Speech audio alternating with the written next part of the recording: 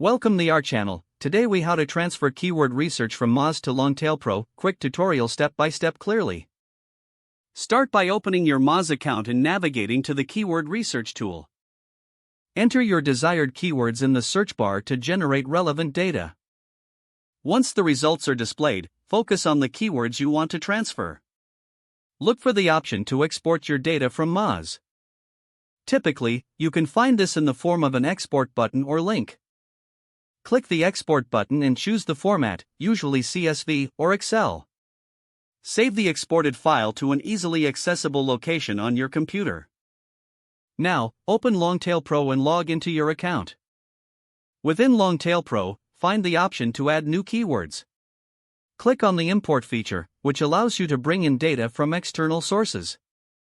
Locate the CSV or Excel file you previously downloaded from Moz.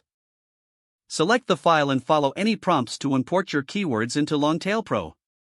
Once the import is complete, review the keywords in LongTailPro for accuracy.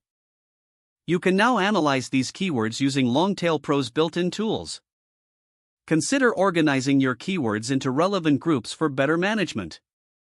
Lastly, use the insights from LongTailPro to refine your SEO strategy effectively. If the page does not load, refresh the browser or try again in a private or incognito window. Make sure you are using the correct email address, then retype it carefully to avoid small typos. If your password is not accepted, use the reset option and create a new strong password you can remember. Check your spam folder for verification or security emails, then complete any requested confirmation steps. Enable two-factor authentication if available to improve account security and reduce unauthorized access risk. After signing in, review your profile details so your contact information and settings are accurate and current.